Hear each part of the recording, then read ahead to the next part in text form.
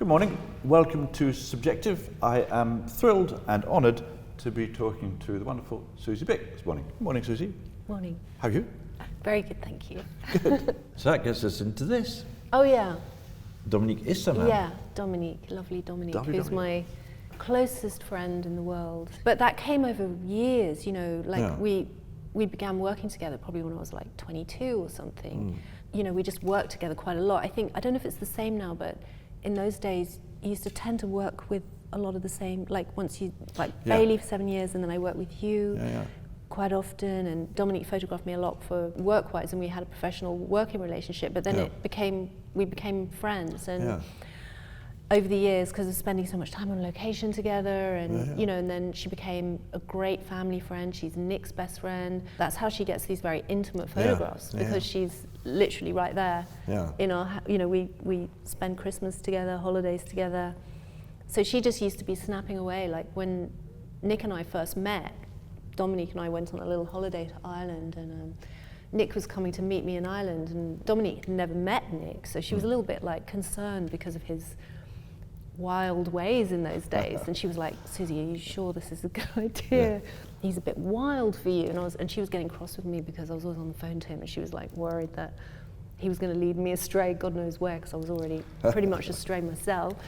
So she was sort of snapping away, so she'd get these sort of incredibly intimate photos of Nick and I, because she'd sort of be with us, but kind of in the background, because she wasn't too sure whether she liked Nick or not. Dominique had come over to stay with us in Brighton. That's our bedroom in Brighton. And we'd been shooting for another magazine, a different magazine, not another as another. But Thanks, Jefferson, for making that so awkward.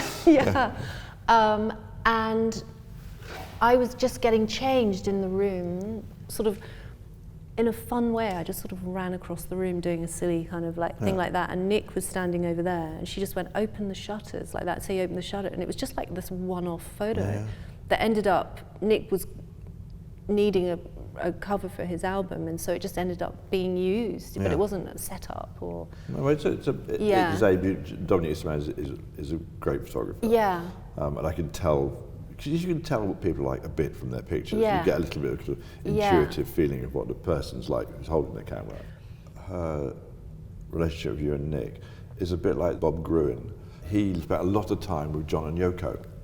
So John Lennon and Yoko Ono. And he was a similar sort of thing, that they were very relaxed with him. So you know, he was the sort of person who could be in a room and it wouldn't be taken over, say, doing their stuff. Of course, he's taking pictures all the time. So he gets these incredible, personal, intimate shots. Didn't really know when she was taking photos of us or not. Like, because she'd sort of be behind us walking along, and you know, she had, and she often, that was taken on an iPhone, can you believe it? Oh, really, was it? Yeah, she's just like, uses her iPhone sometimes. Very good iPhones, I like them a lot. And she's with us at very, you know, I mean, she's been with us at the most difficult times of our lives, you know, she's been right there.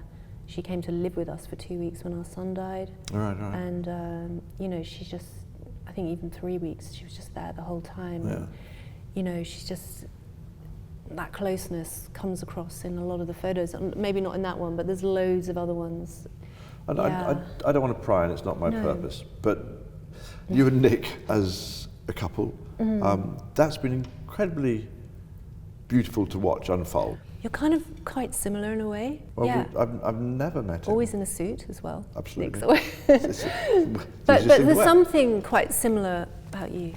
I mean, what do you want to know? I'm not sure what I want to know, but it's really that you're, it's almost like if you looked across the world, he's the only person I can imagine being doing that way.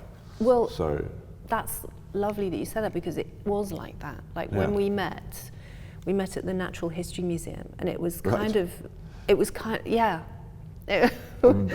Great. We'll throw a little bit more light onto that moment. Well, Bella Freud was having a show in the Natural History Museum, and I was supposed to be in the show, but for some reason I was not in the show. I think I hadn't been feeling well, or there was something. So she said, will you come and watch the show? So I came and watched, and Nick was sitting next to me, and I sort of turned and looked at him, and I just sort of felt like it was just this really magnetic, I don't know how to describe it, like and then I literally felt like he was my family. That was another thing that happened. I was just like, what is going on? I felt like he's not my brother, he's not my boyfriend. What is going on? This is like this weird, like, I felt incredibly protective of him. I wanted to kind of like, I don't know, it was this extraordinary feeling that stayed right the way through. And we sort of went on a few dates, and after that, and then about 6 months later, we kind of became officially sort of boyfriend and girlfriend. And you know, and then it all sort of happened, and we've been together, it's 25 years, we've been married next year. And we've been together for about 28, 29 years, so it's really long. But it still feels very new. Well, and we're very, very close, and you're beautifully suited. Thank you.